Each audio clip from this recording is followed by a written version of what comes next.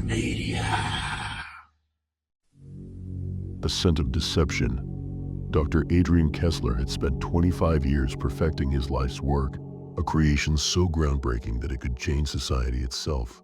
A master chemist in the fragrance industry, he had grown weary of his employer, Verlaine Parfums, who exploited his genius and stole the fruits of his labor, reaping obscene profits while tossing him scraps. So, in the dim solitude of his basement laboratory, beneath the floorboards of his unassuming home, he toiled away in secret, not for money, not for fame, but for vindication. This perfume would not merely enchant the senses, it would expose the rotting underbelly of human nature.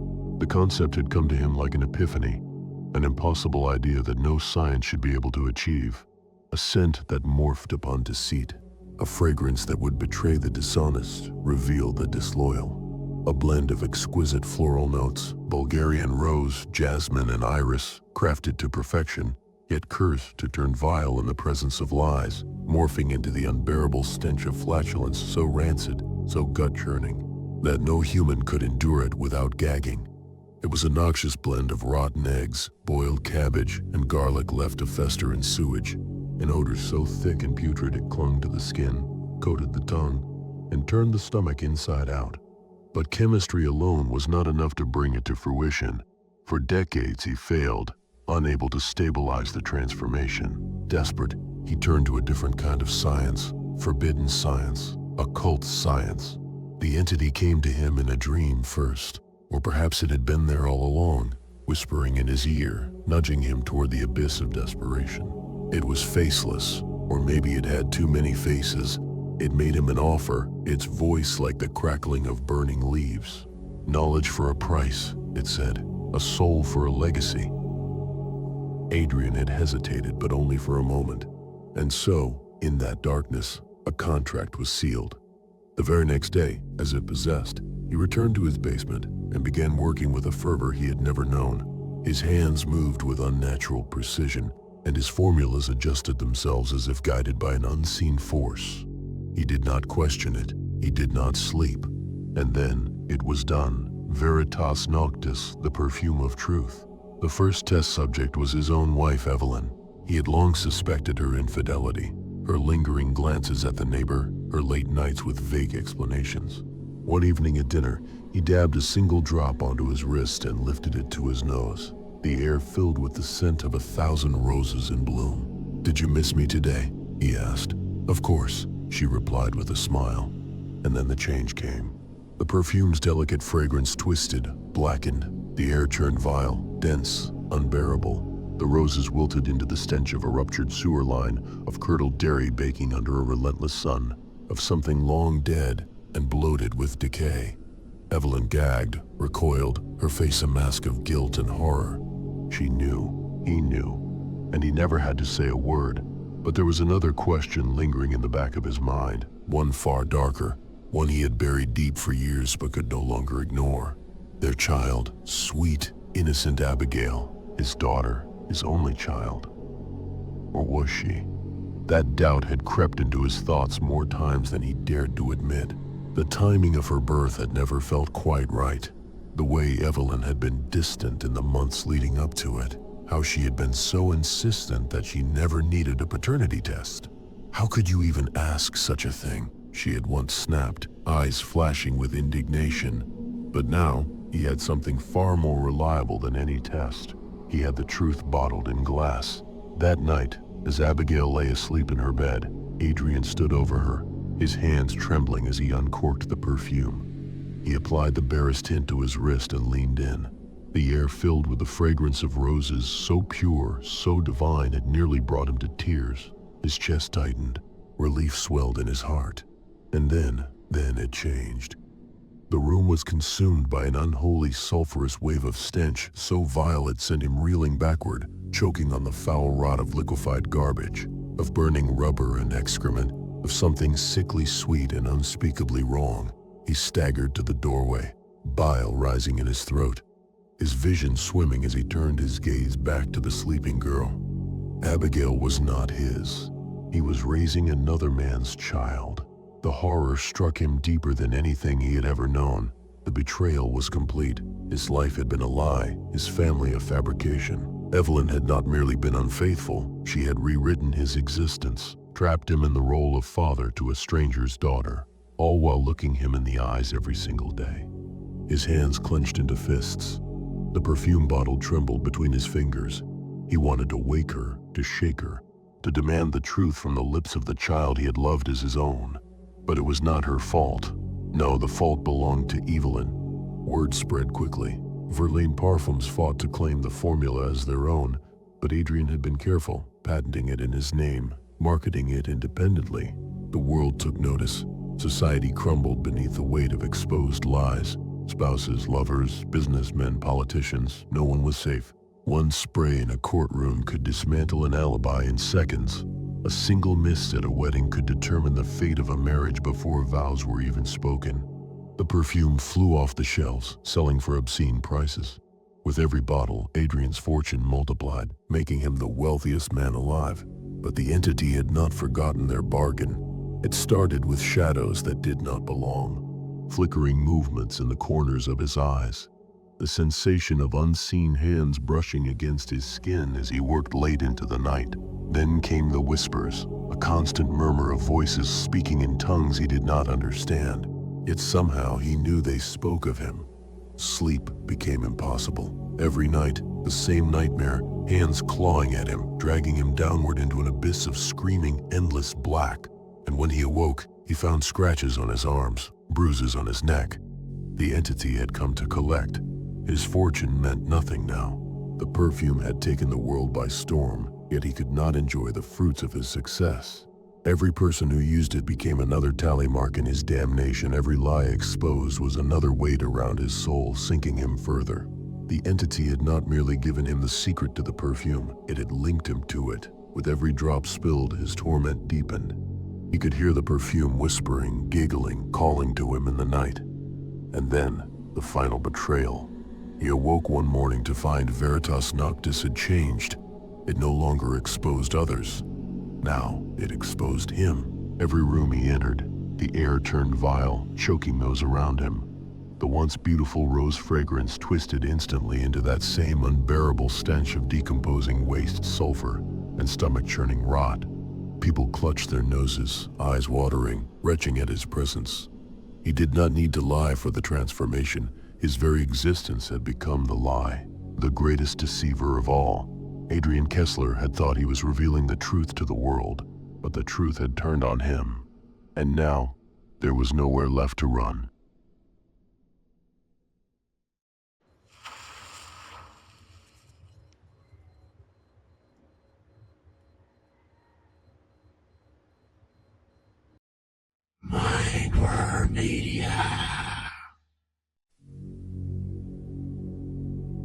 The Little Geniuses.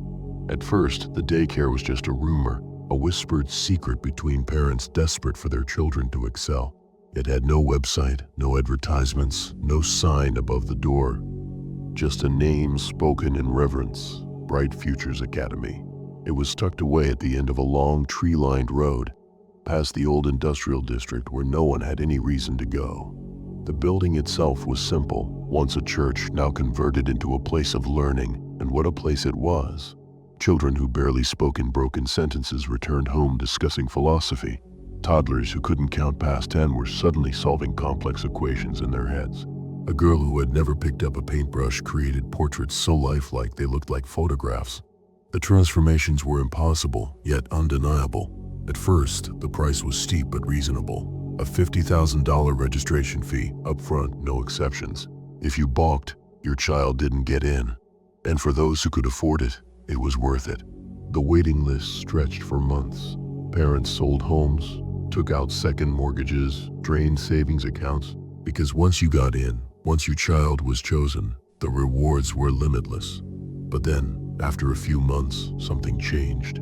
The letters came in thick, cream-colored envelopes, sealed with a wax insignia no one recognized. They weren't requests, they were demands. Further tuition is required to continue your child's development. We no longer accept monetary payments. We will require a contribution, a human organ. The heart must still be beating when it is delivered.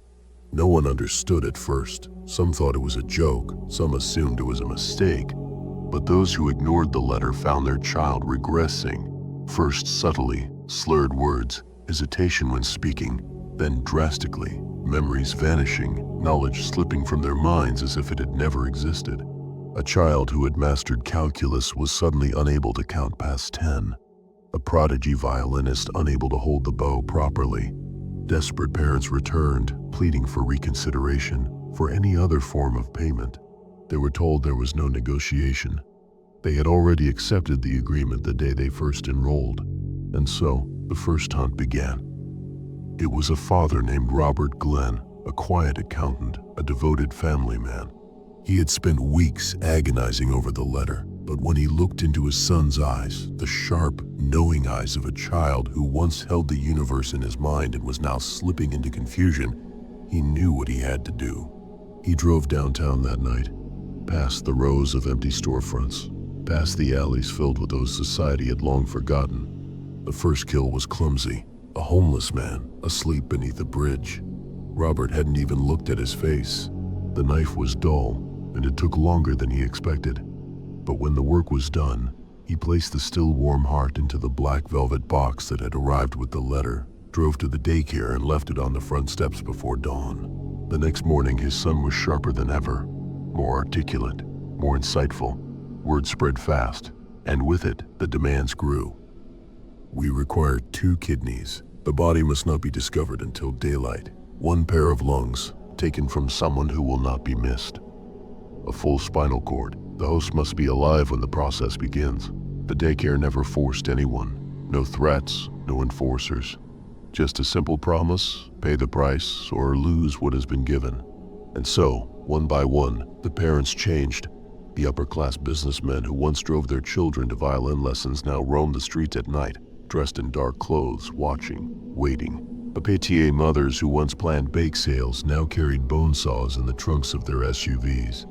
The gentle, soft-spoken fathers who once read bedtime stories now followed strangers into parking garages with hammer and scalpel in hand. The city began to notice. The police called it a crisis. Homeless men, drifters, late-night workers disappearing in staggering numbers. The bodies they did find were grotesque, chests hollowed out, organs carefully excised, precision cuts made by hands that had grown practiced. They had no pattern, no profile. The victims ranged from vagrants to young professionals, anyone who had the misfortune of walking alone past midnight. Yet no one spoke of the real reason. Because among the silent, tight-lipped parents in their pristine suburban homes, there was an unspoken understanding. The price had to be paid. The parents learned quickly.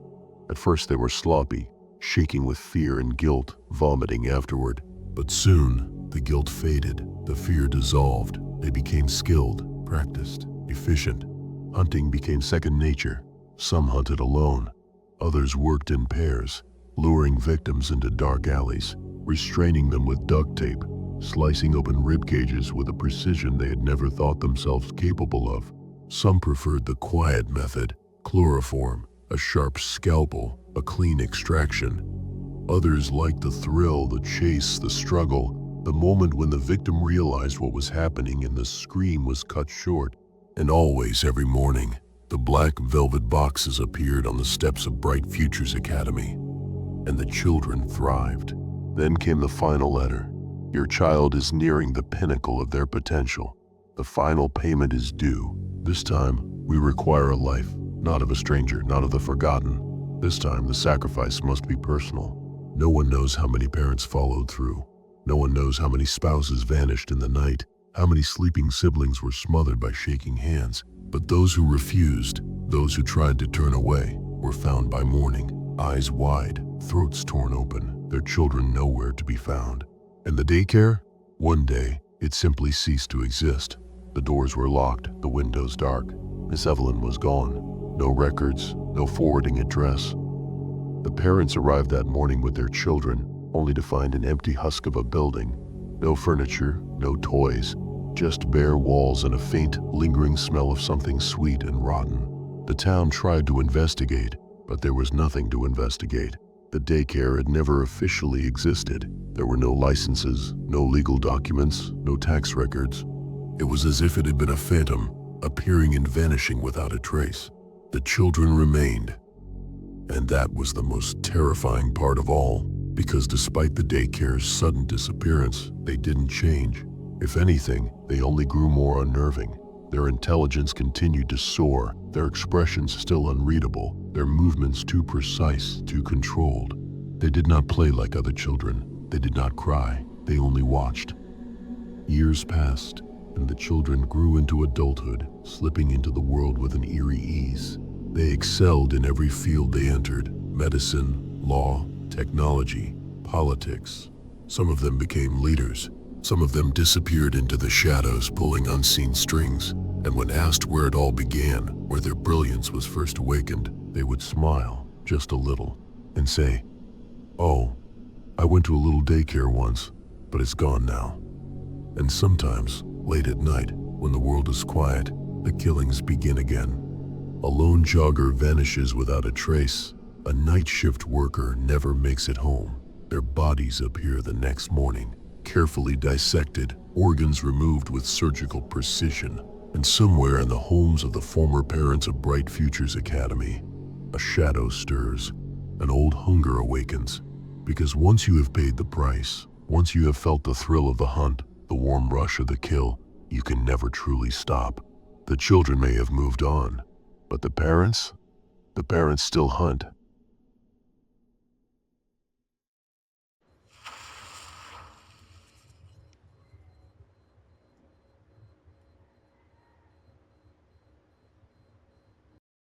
Mindworm Media.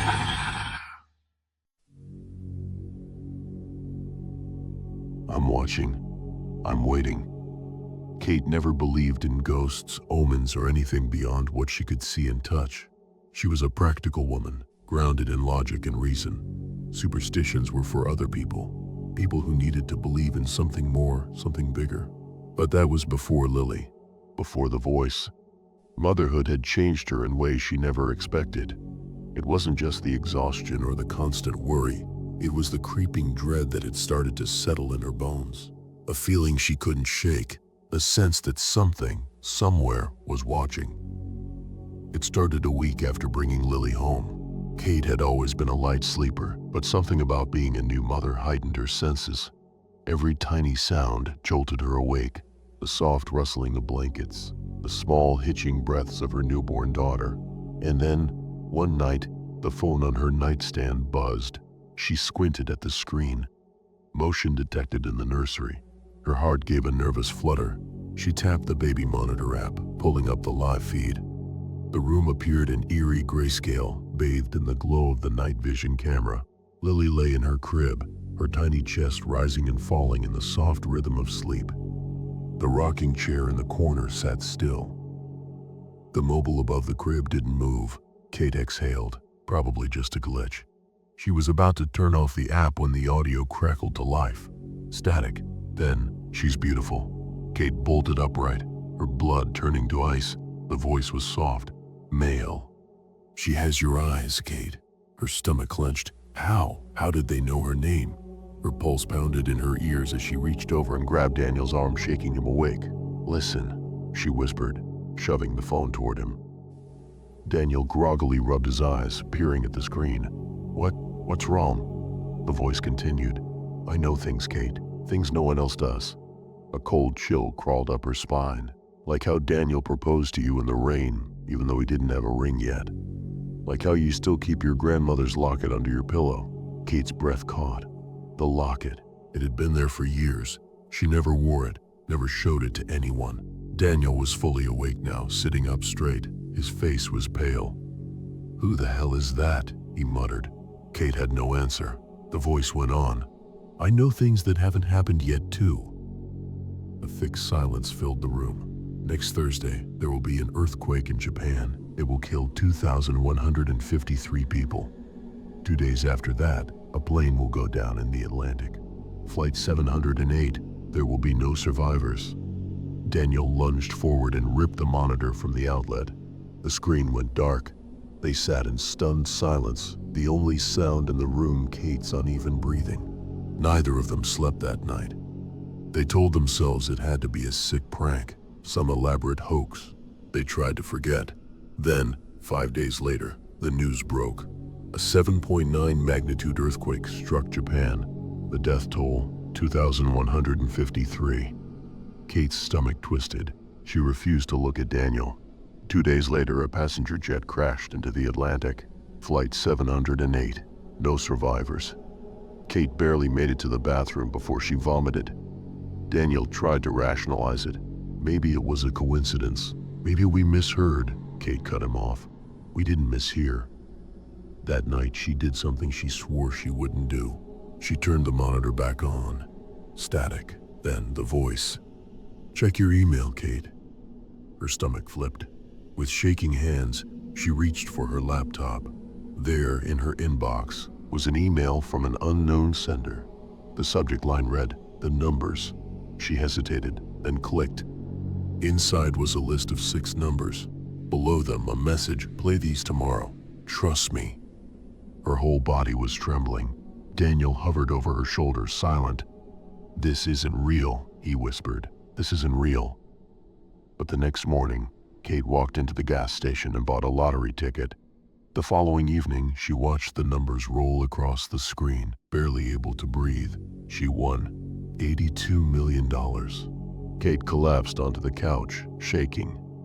Daniel stood frozen beside her. The phone buzzed. She turned it over. Baby monitor, audio activated. A single whisper crackled through the speaker. "The money is for her. Only for her. Use it wrong, and something terrible will happen." Kate stared at Daniel. Neither of them spoke. They put every cent into a trust fund for Lily. They didn't spend a dime. For weeks, the voice returned. It whispered about investments, stocks that would skyrocket, businesses that would crumble. Every prediction was right. The money grew, but Kate never spent it. Then, one night, the voice changed.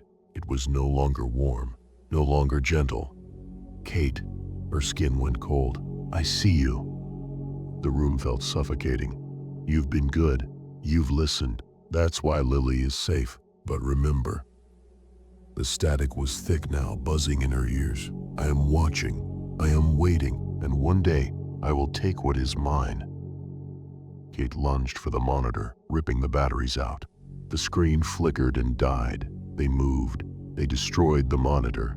But sometimes in the dead of night, Kate swears she still hears it. A whisper, soft, gentle. "I'm watching. I'm waiting.